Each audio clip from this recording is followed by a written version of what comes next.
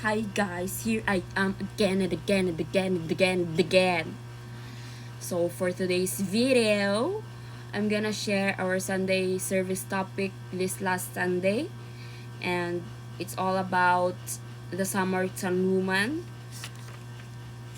It's on the book John chapter 4 verse 1 to 28, and the story is all about the Samaritan woman na get water from the well, and the well is very layo sa ilahang village, so it is tuyoonon yun siya pag adto dito sa well, like it's really important ang so kung magkuha sila water dito, importante gyud kayo na sila para sa ilahang water, ang water jar nga ilahang dalon.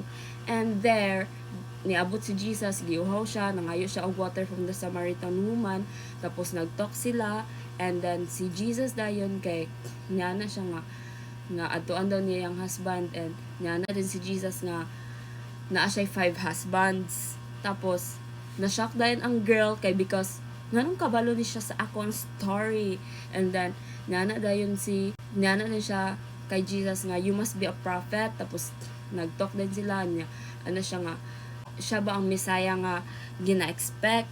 So si Jesus dayon na siya nga I am the Messiah. Tapos kato si girl, katong important kayo nga jar of water nga iyang gikuha is iyang gibilin, tapos nidagan siya sa padulong sa ilahang village to tell the people nga niabot na ang Messiah, and he knew unsa iyang gibuhat from the past, unsa iyang gibuhat kanang na siya 5 husbands. So kibali na encounter niya si Jesus, iyang gibiyaan ang jar nga importante kayo sa iya, tapos iya dayon gi-share iyang testimony dito sa people. So ang mahitaboan naron is just like the Samaritan woman, Christians need nga i-leave behind, and there are 8 things that we should leave behind as a Christian to run sa gospel and share the good news. So the first one is the first one to leave behind is our old identity. So living according to our past failures, shame, or labels instead of our new identity in Christ. So akong i-flash sa screen ang verse for this. And then second to leave behind is our sinful habits, anything that keeps us from following Jesus wholeheartedly, such as dishonesty, lust, greed, bitterness, or addiction, and even kung unsa pa na siya nga mga sin ang naadara.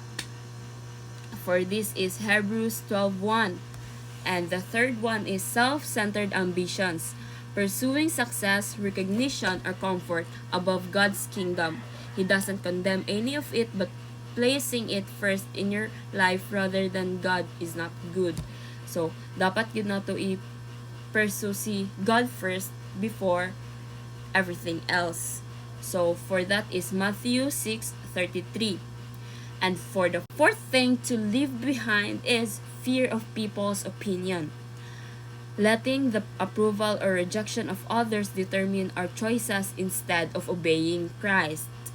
So, mao ni siya nga mga jar ang atong ipang leave, guys.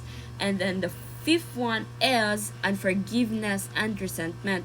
We cannot fully experience God's freedom while carrying bitterness. So dapat ka ng mga bitterness itong ka-feel, guys. Ato ana na siyang ipanghawala sa atong mga heart, guys, because dili gyud na siya maayo.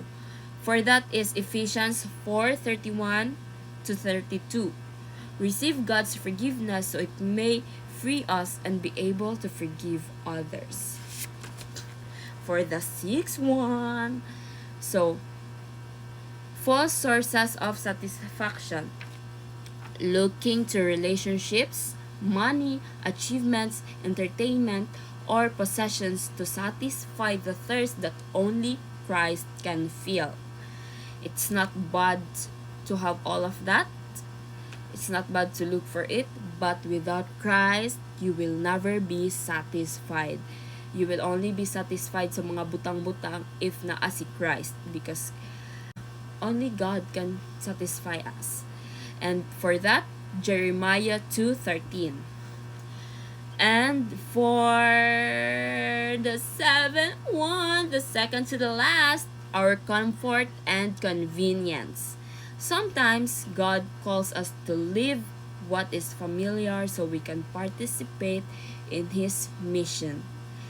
If comfortable ka as a Christian, if dili ka ga-sacrifice sa imong comfort and convenience as a Christian, maybe there's something wrong. Pero ikaw rin nakabalo ana, and I'm not condemning you, but you need to leave it behind and sacrifice yourself for Christ. And of course, the last but not the least, the 8th point. Sometimes God calls us to live what is familiar so we can participate in His mission. Balik ra na siya sa 7. Pero naingon ba na ako ang kuan, ang point? Ang point sa number 8 is distractions. Ato nang pangtanggalon ang mga distractions, guys. Anything that competes your devotion with God, it could be a distraction. Unsa may mga butang nga stop sa imong devotion kay God kanang bitong mas ginaunan nimo kaysa sa imong devotional with God. And following Jesus means putting Him first and not letting distractions stop you. Be intentional. Get rid of all those distractions. Not a better advice, but a revelation of Jesus. Many people come to Jesus looking for answers, encouragement, or practical advice.